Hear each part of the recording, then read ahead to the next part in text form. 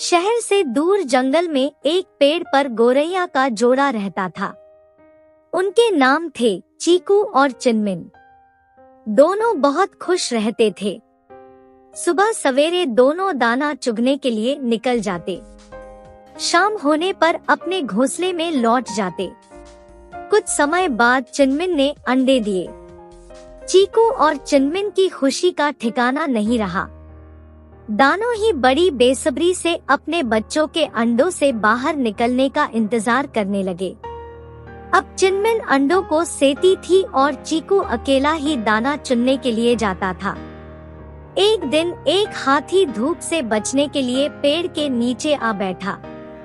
मदमस्त होकर वह अपनी सूंड से उस पेड़ को हिलाने लगा। हिलाने से पेड़ की वह डाली टूट गई जिस पर चीकू और चिनमिन का घोंसला था। इस तरह घोंसले में रखे अंडे टूट गए। अपने टूटे अंडों को देखकर चिनमिन जोरों से रोने लगी। उसके रोने की आवाज सुनकर चीकू और चिनमिन का दोस्त भोलू उसके पास चिनमिन से सारी बात सुनकर उन्हें बहुत दुख हुआ। फिर दोनों को धीरज बंधाते हुए भोलू बोला, अब रोने से क्या फायदा, जो होना था सो हो चुका।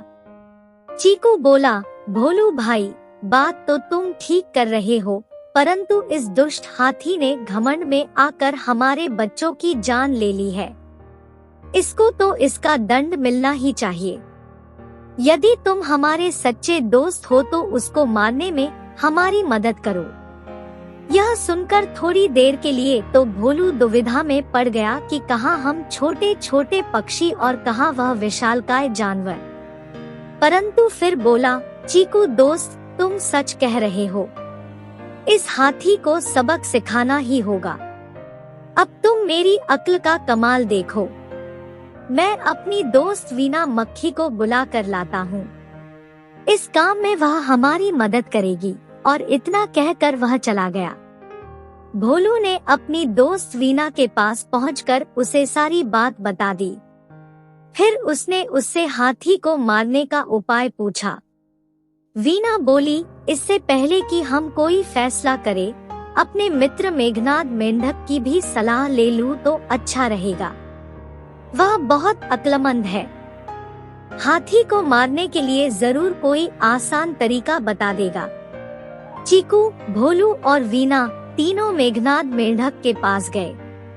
सारी बात सुनकर मेघनाद बोला, मेरे दिमाग में उसे मारने की एक बहुत ही आसान तरकीब आई है। वीना बहन, सबसे पहले दोपहर के समय तुम हाथी के पास जाकर मधुर स्वर में एक कान में गुंजन करना। उसे सुनकर वह आनंद से अपनी आंखें बंद कर लेगा। उसी समय भोलू अपनी तीखी चोट से उसकी दोनों आंखें फोड़ देगा। इस प्रकार अंधा होकर वह इधर उधर भटकेगा।